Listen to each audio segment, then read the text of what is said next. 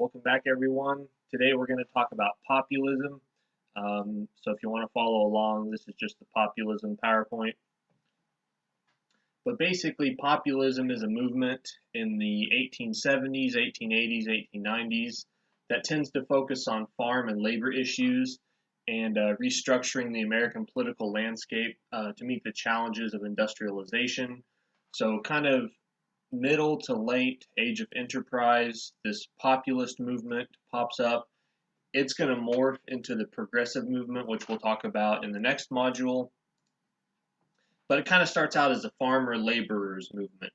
Now, farmers faced a number of problems: tariffs, railroad charges high prices, railroads charge high prices, low prices for crops, debt, overproduction, and even things like loneliness and isolation out on the farm.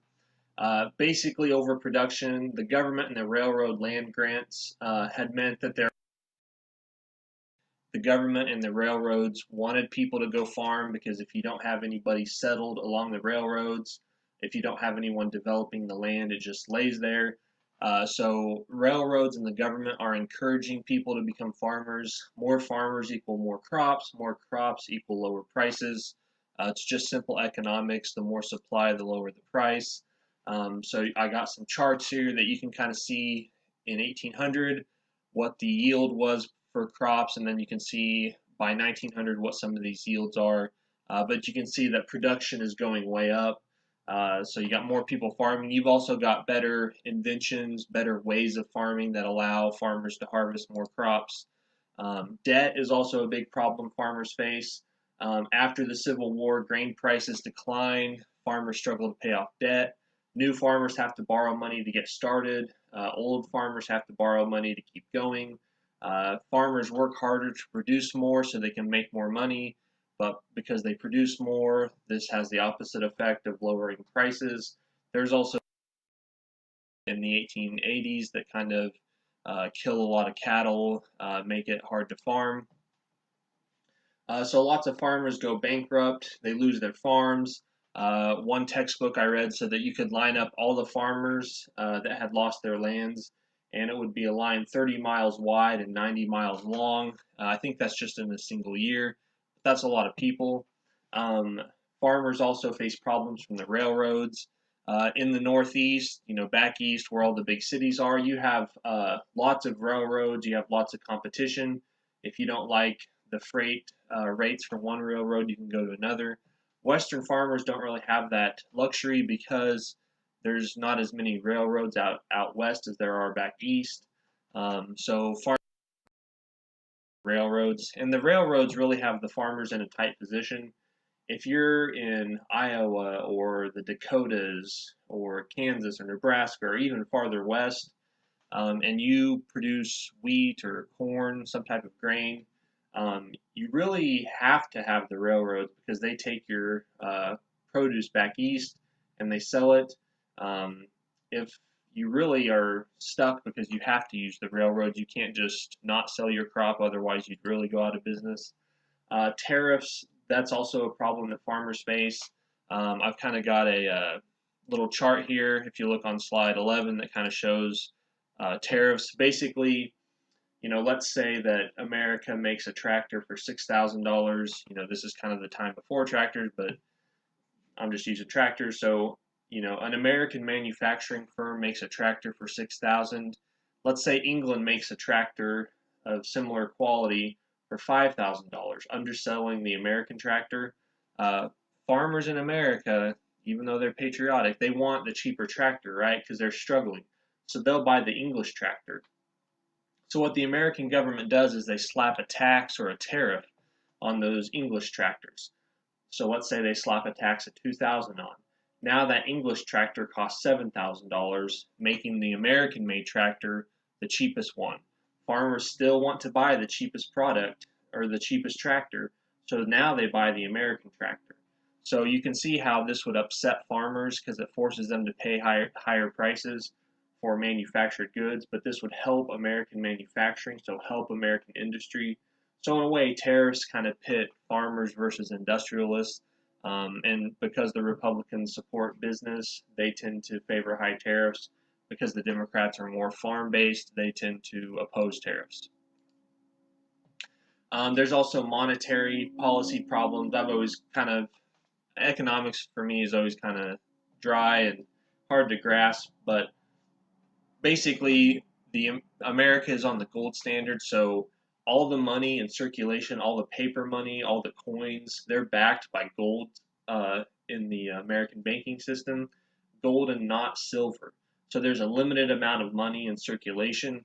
This tends to help businessmen and moneylenders, but it hurts people in debt. One of the things the populists want is they want the introduction of silver into the economy. So let's say there's a pile of gold, you can only print so much money based on that pile of gold. But if you all of a sudden have a monetary system based off gold and silver, well, now you can print a whole bunch more money because you have silver backing it up. So it's going to help the farmers because it's going to put more money in circulation. Farmers also face loneliness, but that's not really a problem the government can fix. So basically, farmers have all these issues. They start forming parties or organizations to deal with these issues. So you get the National Grange of the Patrons of Husbandry, you get the Greenback Party, you get the Farmers Alliances. These are just different groups, there's more. And all of these groups kind of coalesce into the populist movement. So you got the Grangers. Basically, they're a cooperative enterprise. Let's bring all the farmers together. Let's eliminate the middlemen. You know, there's somebody back east that kind of sells the grain that the farmers produce. The farmers are looking for a way to sell their produce right to the buyer. That way, they can cut out the middleman and kind of get a better price for their crops. You can read the declaration of the Grangers movement on slide 16. National farmers alliances pop up in the 1880s. They're also focused on cooperation. Basically, the more farmers organize and join forces, the more powerful they are, the bigger voice they have. So it's kind of like labor unions or trade unions. There's a Texas alliance that proposes a sub-treasury system. Basically, there's all these ideas. You know, if the prices are low, let's create a place where farmers can store their crops and not sell it.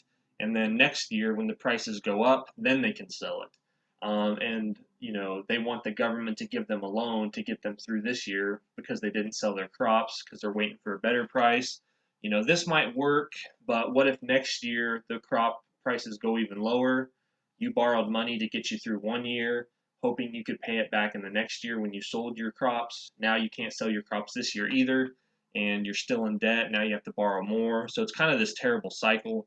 Farmers basically have a real bad time, you know, the late 1800s all the way up until the, you know, mid 1930s with the Great Depression. The Greenback Party, they wanted the government to keep in circulation the greenbacks that were printed during the Civil War. They believed that the more money in circulation, the easier it is for farmers to pay off their debts. So basically, all these groups are moving together, and in 1892 they meet in St. Louis. They're fed up with the Republican and the Democrats. It's basically this groundswell of regular people.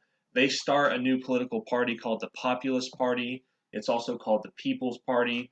So the Populist Party is founded in the 1890s, but it had kind of been brewing in the 1870s and 80s and 90s. You can kind of read what their platform states, but if you look at slide 23, you can see this is basically what they wanted. You know, coinage of silver. They wanted federal loans to farmers. They wanted an income tax. They wanted public ownership of the railroads and the telegraph systems. They wanted the right to organize. They wanted a ban on private armies like the Pinkertons that would break strikes. They want an 8-hour workday. They want the free ballot. They want pensions for soldiers, immigration restrictions. That's because immigrants, when somebody goes on strike, there's always an immigrant ready to come take the job so the factory owner can fire you because there's always someone that wants to take your place. You know, if you're a worker and your factory goes on strike and there's nobody to replace your labor, then you have more power to bargain with your employer. But if there's tons of immigrants outside waiting for a job, you can go on strike all you want. The owner will just shuffle you out and bring in new immigrants. So the populists, the the People's Party, they want less immigration. They want political reforms like the initiative and the referendum.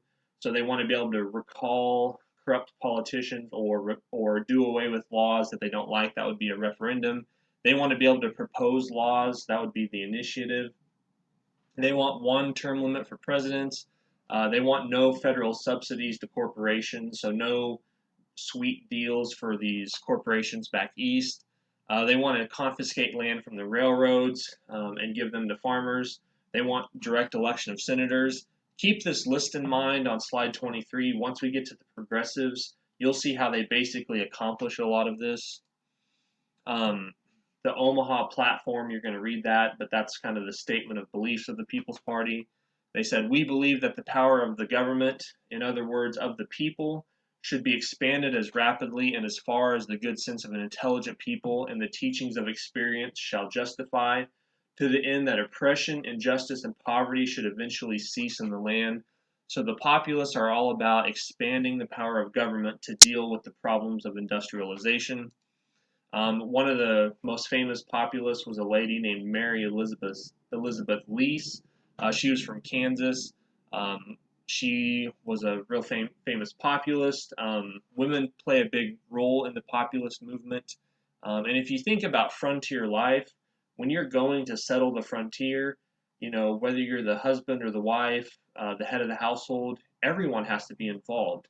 Women take a huge part in frontier life because you're fighting for your survival. Life is harsh on the frontier. Everyone has to participate.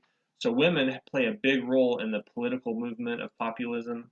Mary Lease famously said that farmers needed to raise less corn and more hell. That was kind of her famous advice for farmers. Start getting out there, get your voice heard. Now, the populists are pretty amazing as a party in the sense of how much they accomplish early on. They don't last very long, but they do accomplish a lot politically, I guess, as far as getting elected early on for just a brand new party. In the election of 1892, you have the populists running for president. So Grover Cleveland is the Democrat, Benjamin Harrison is the Republican, and then you got James B. Weaver as the populist candidate. And if you look at the map on slide 28, you can see how Cleveland wins a lot of states, Harrison wins some, but the green states are the ones that Weaver wins. So he wins a lot kind of out west. And if you zoom in, look at slide 29, you can basically see how even though he didn't win all those states, he got a huge amount in each of the states. So like he lost Nebraska, but he got 45% of the vote. Wyoming, 47% of the vote. Oregon, 44%. So some of these states that they lost, they still get a lot of vote. They elect people to Congress. They elect governors. So the Populist Party, even though they don't win a presidential election, they do really well. So 1892 is not a failure by any stretch of the imagination for populists. They're a new party. Nobody expects you to do well right when you start out in politics. So they decide to try again in 1896. 1896 is a very weird election. You've got two candidates, but three parties. William McKinley, he runs for the Republicans. He's from Ohio. And then you got William Jennings Bryan, a really young man from Nebraska. He runs as a populist and a Democrat. So basically, what ends up happening is one of the biggest issues is monetary policy. Normally, we're not used to that being a really exciting issue, but that is in 1896. You basically get people that support gold as the only backing for our system of money. They vote McKinley. So there's gold Democrats, there's gold Republicans. So it doesn't matter what party you're in. If you support gold, you vote for McKinley. Then you've got silver Democrats and silver Republicans. Some people wanted to add silver to the monetary system so that we could put more money in circulation. So if you support silver, you support Bryan regardless of your party. So there's a lot of cross-party voting. Like I said, Bryan was a young man. He was from Nebraska. The populists pick him to be their candidate, and the Democrats pick him to be their candidate. So you have Bryan running for president from two different parties.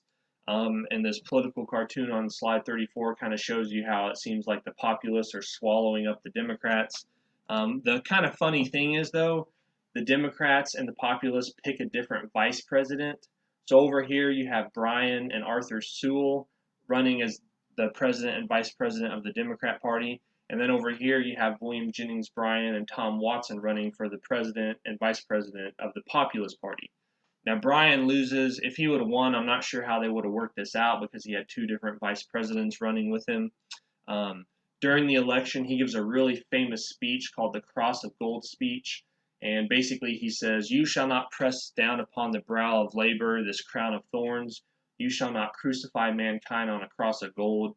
So, those people that want a strict monetary policy, a very austere kind of government, they don't want silver being thrown into the economy.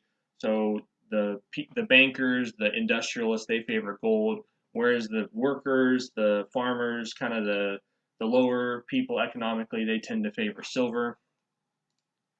But William McKinley ends up winning. He's the gold man. He's the high tariff man. He's kind of the safe candidate, favored by businessmen. Um, his vice president Garrett Hobart dies in 1899. That's important later on. Just remember that. But McKinley wins. You can see he basically wins all the populous states, kind of the Northeast, and then he wins out on the West Coast as well. Bryan, a Democrat, wins the solid South because the Democrats always vote Democrat, or the South always vote Democrat because of segregation. And then you get a lot of Western states voting for Bryan because of the populist thing. So just keep in mind the populists aren't a big factor in American history because eventually they get swallowed up by this new movement called the progressive movement. But we'll talk about that more in the next module.